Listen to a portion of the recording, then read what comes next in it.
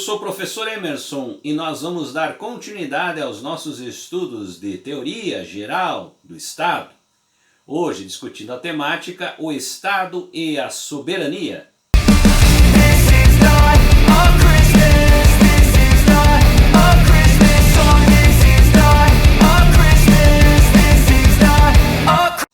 Prezados alunos, é um grande prazer estar aqui novamente com vocês e nós vamos então dar continuidade aos nossos estudos sobre a teoria geral do Estado.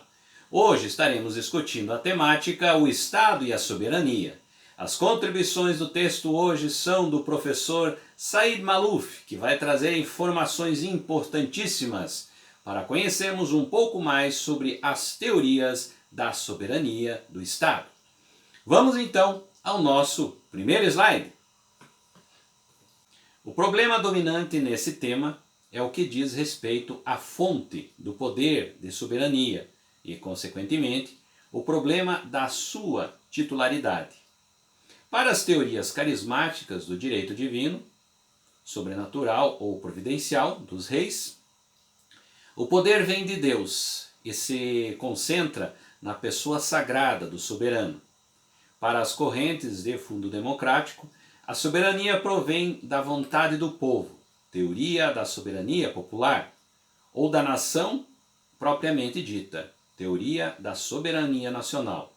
Para as escolas alemã e vienense, a soberania provém do Estado, como entidade jurídica dotada de vontade própria, teoria da soberania estatal. Desdobram-se esses troncos doutrinários em várias ramificações, formando uma variedade imensa de escolas e doutrinas, de modo que não seria possível focalizar todas elas no âmbito restrito do programa escolar a que nos cingimos.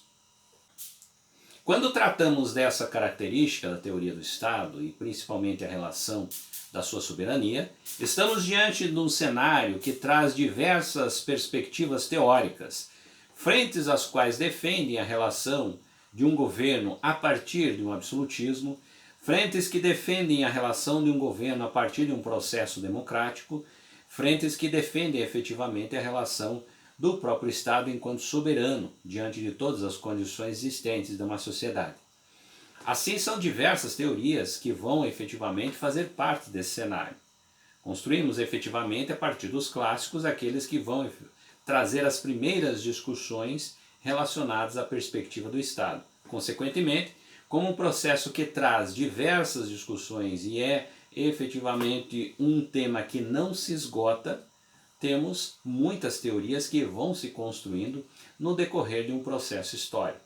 Assim, discutir a teoria do Estado, bem como também discutir a sua soberania, traz diversas possibilidades e diversas frentes teóricas.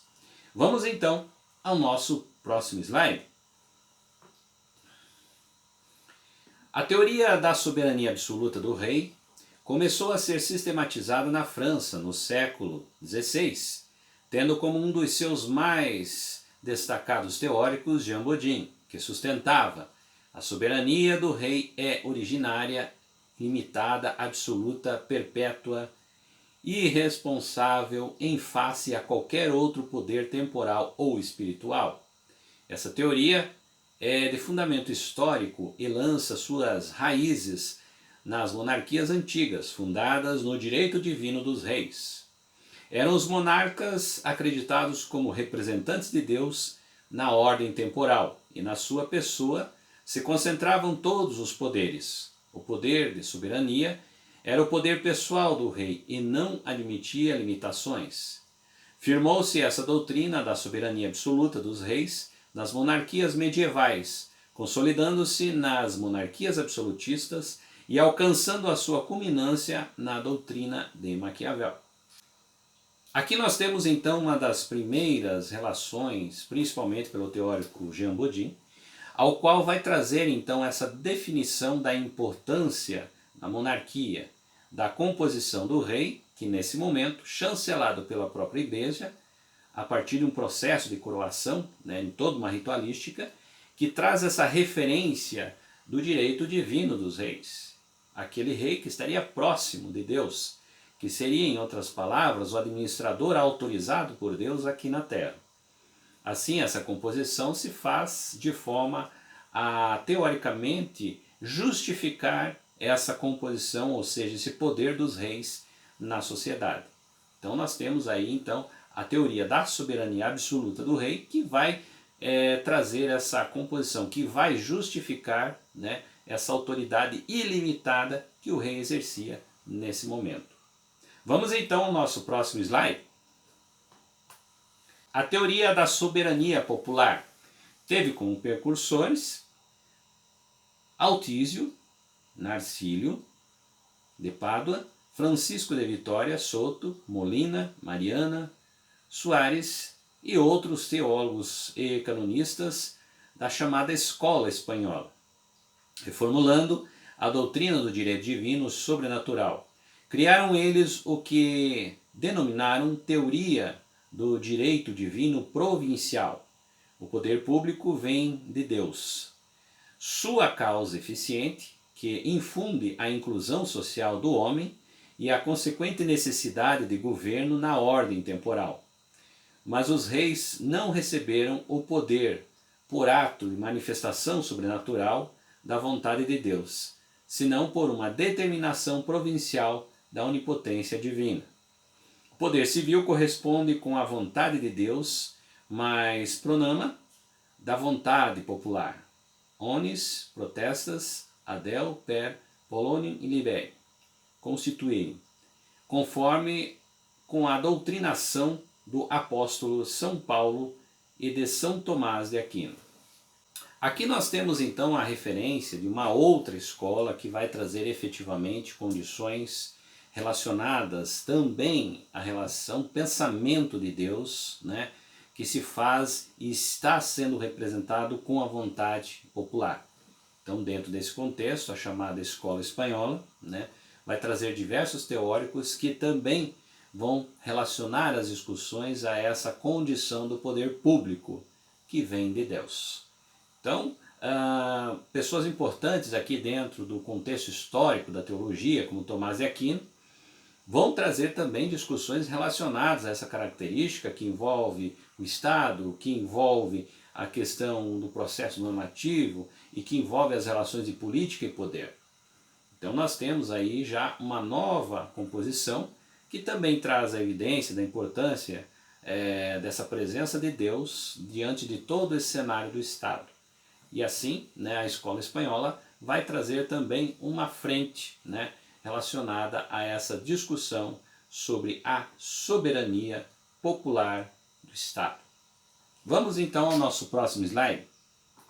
A teoria da soberania nacional ganhou corpo com as ideias políticas e filosóficas que fomentaram o liberalismo e inspiraram a Revolução Francesa.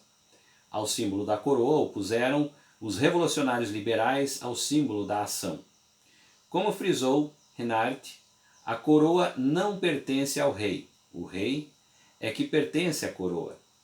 Esta é um princípio, uma tradição de que o rei é depositário e não proprietário. A esse entendimento, aliás, se deveu a convivência entre a coroa e o parlamento, em alguns estados liberais. Pertence à teoria da soberania nacional à escola clássica francesa, da qual foi Rousseau o mais destacado expoente. Desenvolveram-na Jens, Hauriot, Paul Dues, Gillet, Bettenlier e outros, sustentando que a nação é a fonte única do poder de soberania. O órgão governamental só o exerce legitimamente mediante ao consentimento nacional. A relação da teoria da soberania nacional já traz um outro componente. Já traz as dimensões que estão um pouco mais restritas na relação da coroa, ou seja, a coroa acima do rei. Ela tem uma posição muito mais forte que o rei, bem como também essa divisão que se faz das composições do poder a partir de um parlamento.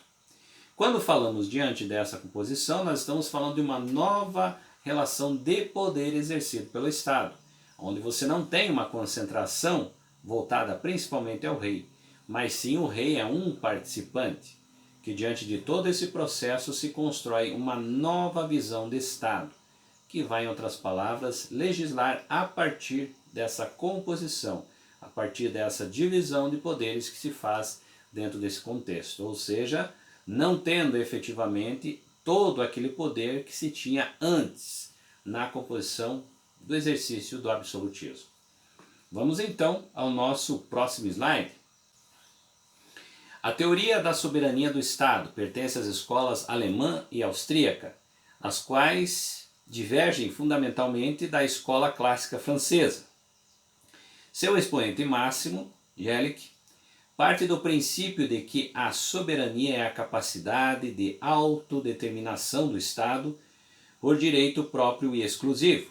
Desenvolve esse autor o pensamento filosófico de von Lenin, segundo o qual a soberania é, em síntese, apenas uma qualidade do poder do Estado, ou seja, uma qualidade do Estado perfeito. O Estado é anterior ao direito e sua fonte única. O direito é feito pelo Estado e para o Estado, e não o Estado para o direito. A soberania é um poder jurídico, um poder de direito, e assim como todo e qualquer direito, ele tem a sua fonte e a sua justificativa na vontade própria do Estado. Dentro dessa linha de pensamento, se desenvolvem as inúmeras teorias estadísticas que serviriam de fomento doutrinário aos estados totalitários de após-guerra. Aqui nós trazemos então algumas das teorias que vão discutir efetivamente esse processo da soberania do Estado, como ela é exercida, quais são as divisões, como ocorre todo esse processo. É importante nós citarmos que não conseguiremos em uma aula, por exemplo, trazer todas essas vertentes, porém trouxemos efetivamente aquelas que são os clássicos, ou seja, as primeiras discussões importantes relacionadas então a essa questão da soberania, do exercício do Estado, do seu poder, bem como também a sua soberania. A todos vocês, espero que tenha contribuído para conhecer um pouco mais sobre essas teorias e nos encontramos então no nosso próximo vídeo. The Christmas tree's on fire, Santa's holding the lighter. My parents are both liars, I got gifts but one subscribers.